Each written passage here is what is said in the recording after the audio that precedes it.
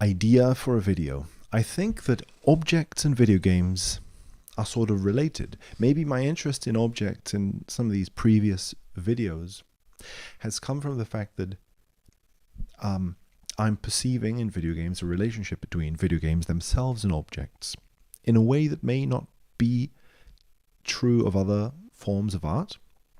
Maybe. Let's be bold. You know, we can contradict ourselves later.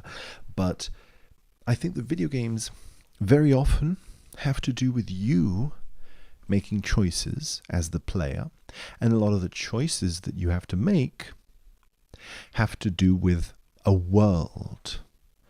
You know, it can be a text adventure game. In a novel, the main character of the novel, the other characters interact with objects. In the novel, you know, maybe, right? A novel may be written in a strange way that would be really interesting, but I mean that in some way there is a way you could say, you know, again, like bluntly, boldly, just speaking in generalizations to begin with, that in a novel there is interaction with objects, but you, the reader, are not in charge of them. The same with the movie. The characters on the screen interact with objects. But in a video game, it's you who do it.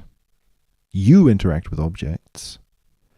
And it's a work of art, I would claim. So it's kind of an interesting work of art. It's a work of art where you interact with objects. Does this happen anywhere else? I don't know. I mean, you could frame a lot of these topics in a lot of different ways, you know, and you could say that, I don't know, that you interact with objects when you read a novel, in that you are empathizing with the characters, so that when the character touches a door, it's you touching the door through your empathy with the character. You could say that, and I wouldn't be angry. I think that would be a good thing to say. There'd be an interesting sort of angle on it. I mean, I guess, you know, I would say that because I just said that myself, pretending to be another person. But, okay, what I mean, without getting too sort of meta and lost, I think that video games have this quality to them. And I find that interesting, and I want to explore that more. You know, what are the consequences of this, or whatever? Yeah, okay. What type of relationship with an object do you have in a video game? You can own it, you can modify it, you can laugh at it, you can push it, you can bring it towards you. Everything, possibly, right? Possibly everything. Any kind of relationship with an object could be had. You could mistreat someone in a video game, or you can do things that are bad according to you, or according to the other person. You could do things that are bad. You can do things of all sorts of different kinds, and then use them for something. You can shove someone away and throw them into a lake or something. I don't know. You can do all sorts of different things.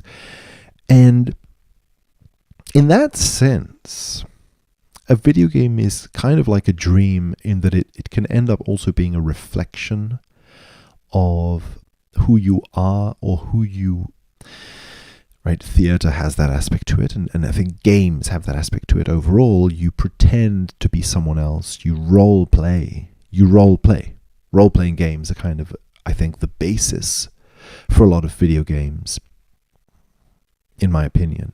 They seem to be, role-playing games seem to be at the center of a lot of what we consider to be, because a lot of video games started off being fantasy games, which are obviously based on like Dungeon and Dragon style role-playing games. But even if they weren't even if they hadn't been based on those sorts of things. There is an affinity there because you're just very obviously playing a game in which you pretend to be someone. Now, you could say maybe all games have an aspect of that.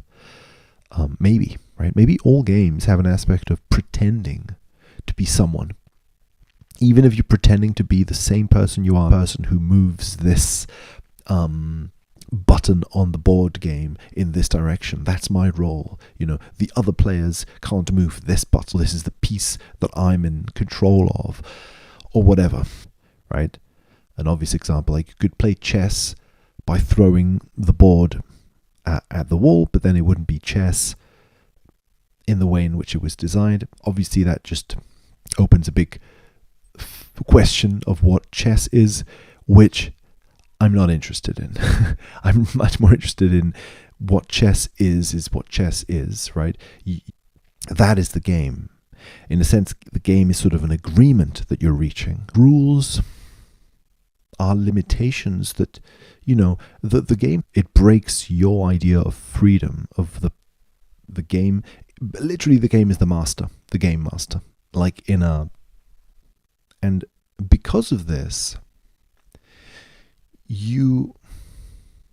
there is a disagreeable aspect to this. Ian Bogost, I think, has also spoken about this. I think they both speak about this, that rules in games are sort of inherently something disagreeable. You don't want to be limited, and yet that's what makes it fun in a strange way.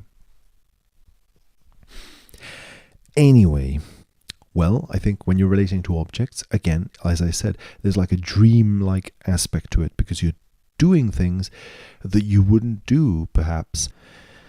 The game brings out something of you, like in a Freudian sense, that you hadn't contemplated before. Other forms of art can do this, because in a movie, you can empathize with the evil character, and that brings out a strange kind of question in your head, like, oh wow, I can empathize with evil. I can empathize with characters who adopt roles and behaviors that I wouldn't adopt in my life, or that I hadn't thought of adopting. So it makes you contemplate empathy in strange ways. The thing that I'm interested, though, is how that empathy gets extended onto objects, as in objects, any object, a door handle, a river, and so on. Again, kind of like in a dream, has a psychic kind of component to it, psychological, in the Jungian kind of sense, that this is a river, even though you know that it isn't a river, but you're pretending that it is a river. You pretend that these are real things, and you interact with them in a way that, in a certain way, you're imagining that this river is here in front of you, and that you, as the player of the video game, are crossing this river. And so in the crossing of the river, you imagine yourself crossing this imaginary river. So both things are imaginary. Both yourself as the role that you are partaking in the game, and the river.